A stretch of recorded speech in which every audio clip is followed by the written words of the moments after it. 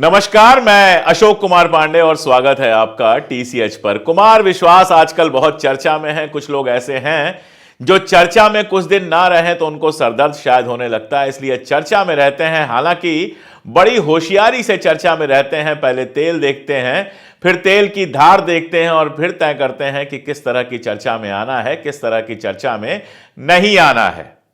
College में पढ़ाते थे विश्वास कुमार शर्मा, कुमार विश्वास हुए। कविताएं लिखते थे।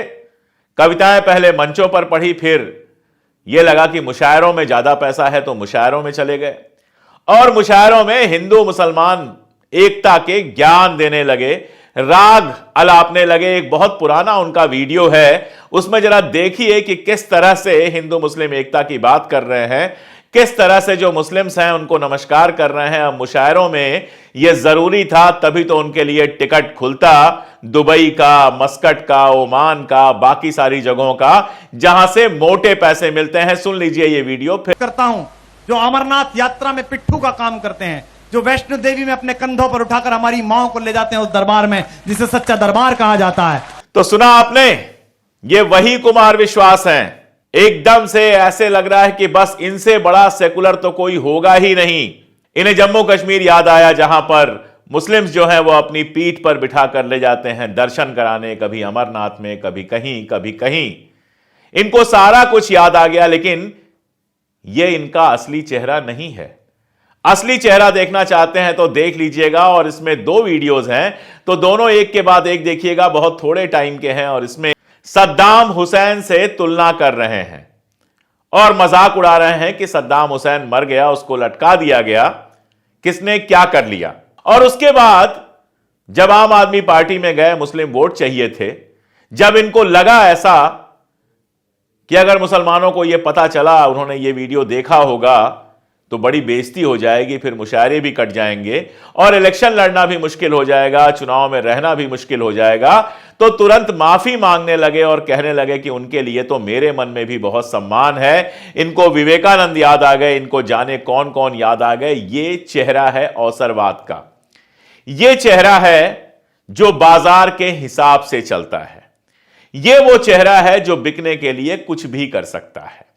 जब हिंदू मुस्लिम एकता बेचकर बड़े बड़े मुशायरे लूटे जा सकते थे, मुशायरों की टिकट मिल सकती थी, मोटी रकम मिल सकती थी, तो हिंदू मुस्लिम एकता बेच रहे थे। उसके बाद समझ में आया इनको राजनीति में चले नहीं। अरविंद केजरीवाल ने शायद इनको ठीक से पहचान लिया और उसके बाद इनको राज्यसभा में नहीं भेजा। उसके बाद यहां वहां हाथ पैर मारते रहे। कविता का मार्केट डाउन हो चुका था, तो अब नया मार्केट पकड़ा राम कथा सुनाने का। देश की जनता धार्मिक है ही, तो राम कथा के नाम पर लाखों हजारों लोग अगर इकट्ठा हो जाए तो कोई बड़ी बात नहीं है। और जब राम कथा सुनाना इन्होंने शुरू किया तो पहले तो इन्होंने देखा कि कांग्रेस की भी सरकारें हैं, वहां से भी अच्छा खासा पैसा मिल सकता है, तो थोड़ा अपना टोन डाउन रखा। छत्तीसगढ़ में इनको बुलाया गया था, अच्छा खासा बड़ा पेमेंट हुआ था। भूपेश बघेल जी बारिश में भीगकर इनको सुन रहे थे, अपने हाथों से इनको सम्मानित किया और उस समय जो है ये कांग्रेस की भूपेश बघेल की तारीफ कर रहे थे। मैं परिवार को बीच में नहीं लाना चाहता, लेकिन इन्होंने चूंकि दूसरों के परिवार पे हमला किया है, तो बस मैं इतना याद दिलाना चाहता हूं कि इनकी पत्नी जो थी, उनको कांग्रेस के समय ही राजस्थान में पब्लिक सर्विस कमीशन का मेंबर बनाया गया। उसके बाद उनके ऊपर भ्रष्टाचार का आरोप लगा। अशोक गहलोत की सरकार में यह सारा कुछ हुआ। बाद में उनको क्लीन चिट भी मिल गई। और अब जब कांग्रेस की सरकार उन दोनों जगहों से जा चुकी है, दोनों जगहों पर भारतीय जनता पार्टी की सरकार आ चुकी है और केंद्र में नरेंद्र मोदी फिर से लौट आए हैं, तब अचानक इनका नया रूप सामने आया है। यह इनका नया नहीं, यह इनका असली रूप है। यह वही रूप है जिस रूप में यह हजरत इमाम अली का मजाक उड़ा रहे थे। वही रूप सामने आया जब इन्होंने पहले सोनाक्षी सिन्हा के ऊपर हमला किया, जब इन्होंने कहा कि ऐसा ना हो कि अपने घर का नाम रामायण रखिए और आपकी बेटी को मैं आगे नहीं बोलूंगा, आप जानते हैं। यह सोनाक्षी सिन्हा और शत्रुघ्न सिन्हा पे सीधा सीधा हमला था। हमला क्यों था? क्योंकि इस हमले से तालियां मिलती हैं, इस हमले से नागपुर में संदेश जाता है कि हम भी तुम्हारे ही हैं। वैसे तो ये हमेशा से उनके ही थे, ये हमेशा से आरक्षण के विरोधी रहे और हमेशा से सांप्रदायिक रहे। अगर मेरी बात पर भरोसा नहीं है तो इनका यह वीडियो देख लीजिए। जब मैं छोटा था मेरे गांव में 1970 में मैं पैदा हुआ, जातिवाद नहीं था, सब बराबर थे। लेकिन 1990 के दशक में मैंने कहा कि एक व्यक्ति ने आरक्षण के नाम पर एक आंदोलन चलाया और इस समाज को गहरे जातियों में बांटने की कोशिश की। निश्चित बात है कि 1990 में मंडल कमीशन का आंदोलन हुआ था और उस समय वीपी सिंह जी के प्रधानमंत्री होने की अगुवाई में इस देश में जातिवाद के गहरे बीज बोने की कोशिश की गई, जिससे भारतीय समाज व्यथित था, आज भी। और मैं जाति प्रथा को नहीं मानता हूं। इसका सबसे बड़ा उदाहरण यह है कि ना मैं अपने नाम के पीछे जाति लगाता हूं, ना अपने बच्चों के नाम के पीछे जाति। सुना आपने? ये कह रहे हैं 1990 से पहले इस देश में कोई जातिवाद था ही नहीं। इनके गांव में सब लोग एक साथ रहते थे। मैं जानना चाहता हूं कि इनके गांव में जो दलित बस्ती थी, कितनी बार ये उसमें जाते थे? कितने दलित बस्तियों में शादियों के कार्यक्रमों में खाना खाने के लिए शामिल होते थे? और इनके घर जब शादियां होती थी तो कितने दलितों को वहां बुलाया जाता था साथ बैठकर ब्राह्मणों के साथ पंगत में खाने के लिए?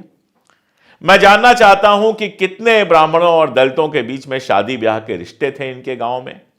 कितने ब्राह्मणों और पिछड़ों के बीच शादी ब्याह के रिश्ते थे, यह मैं जानना चाहता हूं। बड़े आराम से कह देते हैं कि मंडल आयोग का आंदोलन शुरू हुआ तब से जातिवाद शुरू हो गया। नहीं, तब से उन जातियों ने जो पिछड़ी हुई थी, जो लंबे समय से विकास की रेस में पीछे कर दी गई थी, हुई नहीं थी, कर दी गई थी। क्योंकि शिक्षा दीक्षा ये सारा कुछ जो है वो सिर्फ कुछ जातियों तक सीमित किया गया था। जब उन्होंने अपने हक का सवाल उठाना शुरू किया, जब उन्होंने ये सवाल उठाया कि हमें भी रिप्रेजेंटेशन चाहिए, तो कुमार विश्वास जैसे लोगों को जातिवाद दिखने लगा। जब अपने अधिकार पर हमला हुआ तब जातिवाद दिखने लगा। जब 100% रिजर्वेशन था आपके लिए तो कोई दिक्कत नहीं थी। जब दलितों और पिछड़ों ने अपने लिए रिजर्वेशन मांगा तब दिक्कत हुई। वैसे तो आम आदमी पार्टी में आए हुए ढेरों लोग ऐसे हैं जो इस तरह के आंदोलनों के हिस्सा रह चुके हैं, जो आरक्षण के विरोधी रह चुके हैं, लेकिन कुमार विश्वास उनमें से अलग इसलिए है क्योंकि अब तक वो उसी भाषा में बात करते हैं, कभी इधर से कभी उधर से। अभी हाल में एक वीडियो आया जिसमें वो बता रहे थे कि चतुर्वेदी द्विवेदी त्रिवेदी कैसे बने। उनका कहना है कि मुगलों ने जब हमला किया, वेदों के ऊपर संकट आ गया, तब गुरुओं ने कहा कि याद कर लो, जो एक वेद याद करेगा वो वेदी हो गया, 2 वेद याद करेगा द्विवेदी हो गया। ये सारा कुछ उन्होंने कहानी सुनाई। उनसे मैं पूछना चाहता हूं कि क्या मुगलों के पहले ये जातियां नहीं थी? खैर, इस तरह का ज्ञान देना हमेशा आसान होता है क्योंकि लोगों को यह बड़ा आसान लगता है, जल्दी से लोगों के दिमाग में आ जाता है। और हद तो यह है कि अपने हमलों के चक्कर में वो तैमूर तक पहुंच गए। तैमूर यानी करीना कपूर सैफ अली खान का बेटा, जिसके नाम को लेकर बहुत पहले भी तमाशा हुआ है। मजेदार बात यह है कि नरेंद्र मोदी जी जब कपूर खानदान से मिलते हैं तब कहते हैं कि अपनी अगली पीढ़ी यानी तैमूर को लेकर नहीं आए, उनको दिक्कत नहीं है तैमूर से, लेकिन उनके करीबी बनने के चक्कर में परेशान कुमार विश्वास को तैमूर के नाम से दिक्कत है। और यह दिक्कत अब पैदा हुई है। यह दिक्कत तब नहीं पैदा हुई थी जब दुबई में मुशायरा लूट रहे थे। यह दिक्कत तब नहीं पैदा हुई थी जब गल्फ कंट्रीज से बड़े बड़े लिफाफे लेकर लौट रहे थे मुशायरों के बाद। यह दिक्कत तब पैदा हुई जब उनको अब यह लग रहा है कि अब अंतिम निर्माण जो है वो संघ के दरवाजे पर ही है। और मेरे कभी समझ में नहीं आता है कि इस तरह के लोग जो ऐसे घटिया चुटकुले सुनाते हैं, जो ऐसी घटिया बातें करते हैं, उन पर जनता ताली कैसे बजाती है। मल्लिका शेरावत को लेकर इनका एक बयान है, वही कभी तो आप लोग कहिए इनको, मैं तो चुटकुलेबाज ही मानता हूं। गाना कुछ 4 लाइनें 8 लाइनें लिखकर गाना और उसके पहले और उसके बाद लंबे लंबे चुटकुले सुनाना, यह कविता नहीं होती है। आप चाहे इसको बुरा माने या भला माने, लेकिन चलिए सुनिए जरा सा मल्लिका शेरावत को लेकर कैसे घटिया बात कर रहे हैं। इस फिल्म की दोस्तों 2 ही अच्छी बातें हैं। एक अच्छी बात तो यह है कि मैंने गीत लिखे हैं, और दूसरी अच्छी बात यह है कि इसकी नायिका प्रातः स्मरणीय चारु स्मिता सर्वहृदय भक्षिणी न्यून वस्त्रधारिणी आदरणीय मल्लिका शेरावत जी हैं। मैं उनकी बहुत इज्जत करता हूं। इस देश में गांधी जी की वे अकेली शिष्या हैं। गांधी जी एक प्रयोग में लेते थे, वे फिलहाल 2 इस्तेमाल में ले रही हैं। आप उम्मीद रखिए, साधना जारी है। तो ये है महिलाओं के लिए इनकी सोच, और उसको जोड़ते किससे हैं? महात्मा गांधी से जोड़ते हैं। इससे समझ में आता है कि महात्मा गांधी के लिए भी इनकी घटिया सोच किस लेवल तक जाती है। रंग का घमंड ऐसा कि जब भारत श्रीलंका को हराता है तो कहते हैं कल्लू को हराकर विश्व कप जीता। अब भारत की टीम में जो साउथ के प्लेयर्स हैं, चाहे वो जवागल श्रीनाथ हो, चाहे यहां तक कि राहुल द्रविड़ भी हों, ये कोई बहुत गोरे लोग तो नहीं है। दक्षिण में अक्सर जो लोग होते हैं सांवले होते हैं, और उत्तर में भी हमारे जैसे तमाम सारे सांवले लोग हैं, काले लोग हैं। लेकिन ये रंग भेद जिसके खिलाफ साउथ अफ्रीका में पूरा आंदोलन चला, गांधी जी जिसके खिलाफ खड़े हुए, ये रंग भेद इनके अंदर इतना गहरा भरा हुआ है कि केरल से आने वाली नर्सें जो हैं, जो सेवा करती हैं यहां पर, यहां के अस्पतालों में हैं, आप बीमार पड़ के जाते हैं, आपकी सेवा करती हैं, सिस्टर आप उनको कहते हैं, उस पर भी इस आदमी को गंदगी सूझती है। ये उनके रंग से जोड़ के कहता है कि बीमार आदमी सोचता है कि चलो सिस्टर कहना पड़ा, और कहता है बहुत सारी लड़कियां इसीलिए प्रोफाइल पर अपना फोटो नहीं लगाती। ये इस आदमी की मानसिकता है। आप सोच के देखिएगा ये कौन सी मानसिकता है।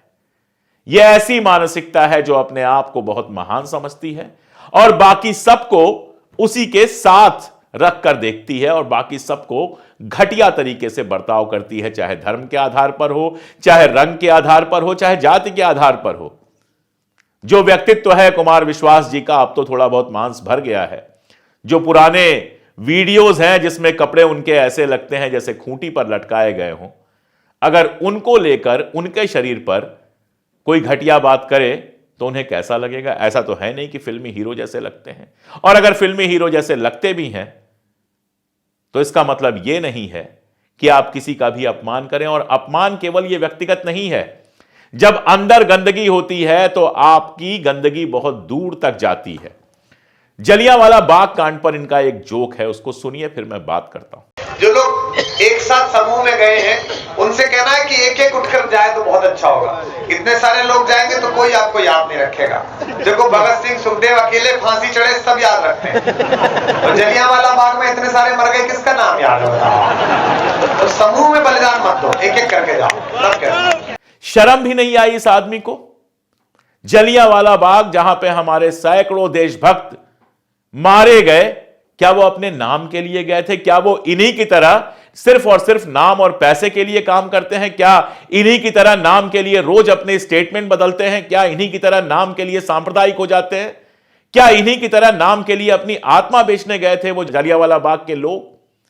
कल्पना करके देखिए, लोग वहां पर इकट्ठा हुए हैं, अंग्रेजों की गोलियां चलनी शुरू होती हैं, बच्चे, औरतें, बूढ़े उन गोलियों से मारे जाते हैं। जान बचाने के लिए लोग कुएं में कूदते हैं, कुएं का पानी लाल हो जाता है। जलियांवाला बाग का जब भी जिक्र आता है तो किसी भी देशभक्त भारतीय के रोंगटे खड़े हो जाते हैं। एक किस्सा है, जवाहरलाल नेहरू उस कमेटी के मेंबर थे जिसको जलियांवाला बाग कांड की जांच करनी थी।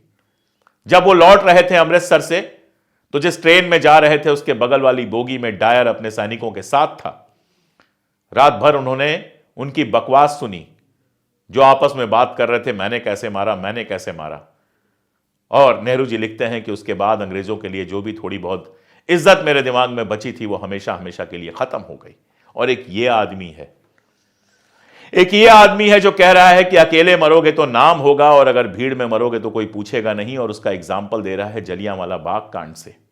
अरे जलियांवाला बाग कांड में मरने वाले लोगों के नाम याद करने की जरूरत नहीं है।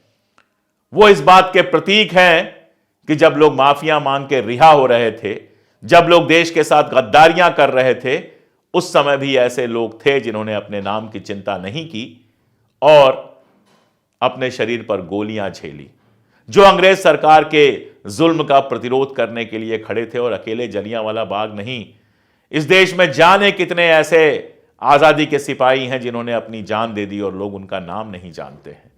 वो नाम के लिए नहीं आए थे, वो पैसे के लिए नहीं आए थे, वो तालियां बजवाने नहीं आए थे, वो चुटकुले करने नहीं आए थे, वो देश की सेवा करने आए थे। ये राम की कथा सुनाते हैं। राम के पीछे पीछे जो सेना आई थी, जिन्होंने लड़ाई लड़ी थी रावण के खिलाफ, अगर वो सेना नहीं होती तो राम युद्ध नहीं जीतते। जो हजारों अनाम लोग राम के साथ युद्ध करने के लिए आए थे, वो भी उतने ही बड़े हीरो हैं जितने राम। अगर ये छोटी सी बात आप नहीं सीख पाते हैं तो राम कथा आप क्या सुनाएंगे, और राम कथा क्या आपको समझ में आई? स्मृति अच्छी है तो 100-200 चौपाइयां, दोहे, श्लोक याद करके कोई भी बहुत अच्छा माहौल बना सकता है। लेकिन इस घटिया मानसिकता के साथ जहां आप महिलाओं पे गंदी टिप्पणी करते हैं, जहां रंग पे गंदी टिप्पणी करते हैं, जहां जाति पे टिप्पणी करते हैं आप, और जहां सांप्रदायिकता आपके रोम रोम में बसी हुई है, एक छोटे से बच्चे पर आप टिप्पणी करते हैं। सोनाक्षी सिन्हा जो आपसे 17 साल छोटी है, उस पर आप टिप्पणी करते हैं। लोगों ने, आप कह रहे थे कि बच्चों को महाभारत और रामायण सुनाइए, लोगों ने बताया आपको कि आपकी बच्चियां भी इंग्लैंड में पढ़ती हैं और बहुत आधुनिक तरीके से रहती हैं। मेरी सारी शुभकामनाएं उन बच्चियों के लिए। वो बच्चियां आपकी तरह ना बने, वो बच्चियां शानदार इंसान बने, वो बच्चियां सच में इंटरनेशनल नागरिक बने, लोगों से जाति, धर्म और रंग के आधार पर नफरत ना करें, लोगों का जाति, धर्म और रंग के आधार पर मजाक ना उड़ाएं। मैं तो यही कल्पना कर सकता हूं। ऐसा व्यक्ति राज्यसभा में जाना चाहता था। ऐसा व्यक्ति राज्यसभा में अगर नहीं गया और उसको नहीं भेजा अरविंद केजरीवाल ने, तो मैं तो उनको शुक्रिया कहना चाहता हूं। अच्छा हुआ जो उन्होंने संजय सिंह जैसे व्यक्ति को भेजा, जो राज्यसभा में जनता का मुद्दा उठाते हैं, कम से कम सरकार से लड़ते हैं। यह आदमी तो कभी भी बिक जाता, इधर से उधर चला जाता। जो अपने फायदे के लिए रोज अपनी जबान बदल सकता है, वो क्या नहीं कर सकता है। और आप पूछेंगे इस आदमी पर वीडियो मैं क्यों बना रहा हूं? इसलिए कि आजकल राम कथा के नाम पर, साधु के नाम पर, कभी किसी नाम पर, कभी किसी नाम पर, ऐसे ही लोग समाज में बढ़ते जा रहे हैं, इन्फ्लुएंसर बनते जा रहे हैं और जनता इनसे प्रेरणा ले रही है। सावधान रहने की जरूरत है। कल हवा बदलेगी, ये फिर बदल जाएंगे। एक बहुत पुराना अकबर इलाहाबादी का शेर है, क्या पूछती हो मुझसे मेरा ईमान मुन्नी, शिया के साथ शिया, सुन्नी के साथ सुन्नी। तो बस ऐसे ही लोग हैं, इनसे सावधान रहना बहुत जरूरी है। किसी के बच्चे पर, किसी की बीवी पर, किसी के हस्बैंड पर, किसी के रंग पर, किसी की जाति पर, किसी के धर्म पर ऐसे घटिया तंज करने वाले लोग न तो राम कथा का मर्म समझ सकते हैं और न ही कभी यह समझ सकते हैं कि यह देश कैसे बना है, इस देश के लिए कैसे लोगों ने बलिदान दिया है। ये तो राम के पीछे चलने वाले वानरों को भी काले मुंह का कह देंगे। ये तो राम के साथ आने वाले विभीषण का भी मजाक उड़ा देंगे। ये तो कुछ भी कर सकते हैं। इनके भीतर रावण भरा है। राम का नाम किस मुंह से लेते हैं भगवान जाने। आज के लिए इतना ही, बहुत शुक्रिया।